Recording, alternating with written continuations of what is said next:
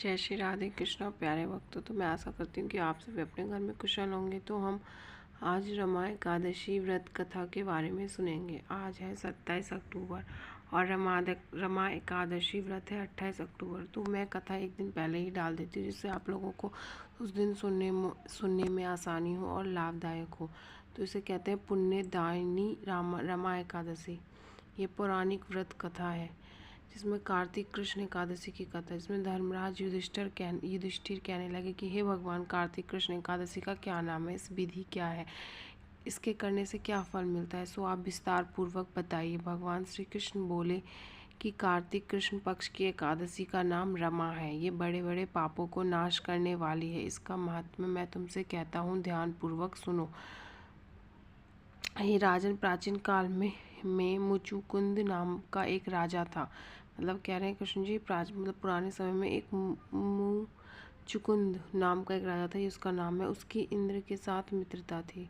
उस राजा की मित्र के साथ मित्रता थी और साथ ही यम, कुबेर, वरुण और विभीषण भी उसके मित्र थे। उसके यम भी मित्र थे, कुबेर भी, वरुण भी और विभीषण भी और उसके मित्र थे। ये राजा बड़ा धर्मात्मा था। ये राजा था बड़ा धर्मात्मा था, विष्णु भक्त और न्याय के साथ राज करता था। जब राजा की एक कन्या थी, उस राजा की कन्या थी जिसका नाम चंद्रभागा था। उस कन्या का विवाह चंद्रसेन के पुत्र सोवन के साथ हुआ। एक समय वह जब सोवन ससुराल आया, उन्हीं दिनों में जल्दी पुण्य दायिनी एकादशी रमा भी आने वाली थी। जब व्रत का दिन समीप आ गया तो चंद्र भागा के मन में अत्यंत सोच उत्पन्न हुआ कि मेरे पति अत्यंत दुर्बल है, मेरे पिता की आज्ञा अति कठोर है। 10वीं को राजा ने ढोल बजवाकर सारे राज्य में घोषणा करवा दी कि एकादशी को भोजन नहीं करना चाहिए। ढोल की घोषणा सुनते ही सोवन को अत्यंत चिंता हुई और अपनी पत्नी से कहा कि हे प्रिय, अब क्या करना चाहिए, मैं किस प्रकार भी भूख सहन नहीं कर सकूंगा, ऐसा उपाय बताओ जिससे मेरे प्राण बच सके, अन्यथा मेरे प्राण अवश्य चले जाएंगे। चंद्रभागा कहने लगी, हे स्वामी, मेरे पिता के राज में एकादशी के दिन कोई भी भोजन नहीं करता। हाथी, घोड़ा, ऊँट, बिल्ली, गाय आदि भी तृण अन्न जल आदि ग्रहण नहीं कर सकते। फिर मनुष्य का तो कहना ही क्या। यदि आप भोजन करना चाहते हैं तो किसी दूसरे स्थान पर चले जाइए, क्योंकि यदि आप यहीं रहना चाहते हैं तो आपको अवश्य व्रत करना पड़ेगा। ऐसा सुनकर सोवन कहने लगे, हे प्रिय, मैं अवश्य व्रत करूंगा, जो भाग्य में होगा वो देखा जाएगा। इस प्रकार से विचार कर सोवन ने व्रत रख लिया और भूख व प्यास से अत्यंत पीड़ित होने लगा। जब सूर्य नारायण अस्त हो गए और रात्रि को जागरण का समय आया, जो वैष्णवों का अत्यंत हर्ष देने वाला था, परंतु शोभन के लिए वह अत्यंत दुखीदायी था।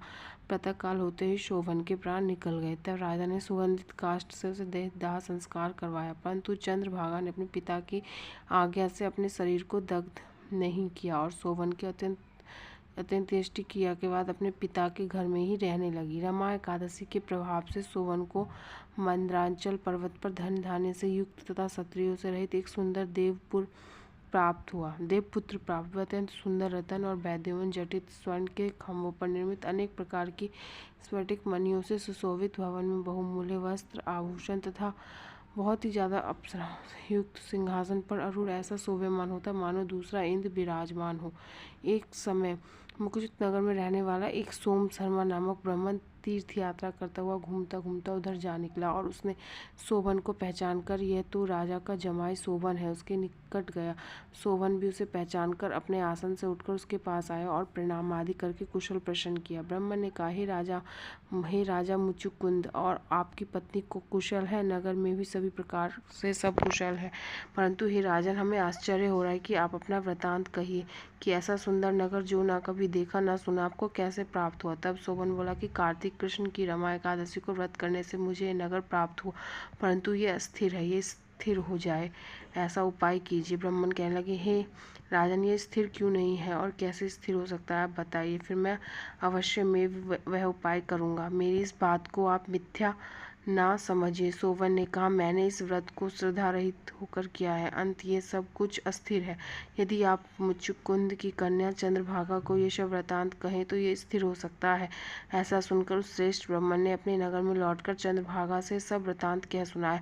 ब्राह्मण के वचन सुनकर चंद्रभागा बड़ी प्रसन्नता से ब्राह्मण से कहने लगी कि हे ब्राह्मण, ये सब बातें आपने प्रत्यक्ष देखी है या स्वप्न की बातें कर रहे हैं? ब्राह्मण कहने लगा कि हे पुत्री, मैंने महावन में तुम्हारे पति को प्रत्यक्ष देखा है। साथ ही किसी से विजय ना हो ऐसे देवताओं के नगर के समान उनका नगर भी देखा है। उन्होंने यह भी कहा है कि ये स्थिर नहीं, जिस प्रकार वह स्थिर रह सके वह उपाय मुझे बताइए। चंद्रभागा कहने लगी, हे विप्र, तुम मुझे वहाँ ले चलो। मुझे पतिदेव के दर्शन की तीव्र लालसा है। मैं अपने किए गए पुण्य से उस नगर को स्थिर बना दूंगी। आप ऐसा कार्य कीजिए कि जिससे उनका हमारा सहयोग हो, क्योंकि वियोगी को मिला देना महान पुण्य है। शुंभ शर्मा ये बात सुनकर चंद्रभागा को लेकर मंदरांचल पर्वत के समीप वामदेव ऋषि के आश्रम पर गया।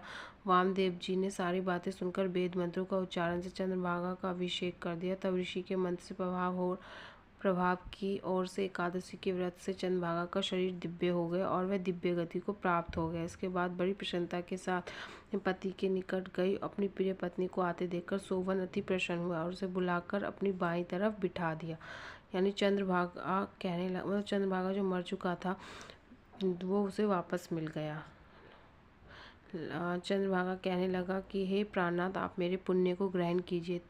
अपने पिता के घर जब मैं 8 वर्ष की थी तब से विधिपूर्वक एकादशी के व्रत को श्रद्धापूर्वक करती आ रही हूँ और इस पुण्य के प्रताप से आपका ये नगर स्थिर हो जाएगा, अत्यंत समस्त कर्मों से युक्त होकर प्रलय के अंत तक रहेगा। इस प्रकार चंद्रभागा ने दिव्य आभूषणों और वस्त्रों से सुसज्जित होकर अपने पति के साथ आनंदपूर्वक रहने लगी।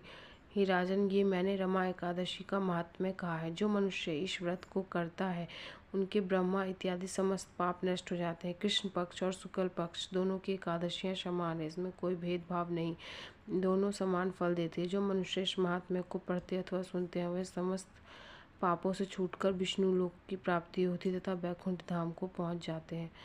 तो राधे राधे प्यारे भक्तों, ये थी रमा एकादशी की व्रत कथा जो कि कल है 28 अक्टूबर 2024 को। तो आप लोग भी इसे ज़रूर करिए। अगर आप इसमें आपका स्वास्थ्य सही है तो आप इसे करने में सक्षम है तो इसे ज़रूर करिए। जय श्री राधे कृष्णा भक्तों।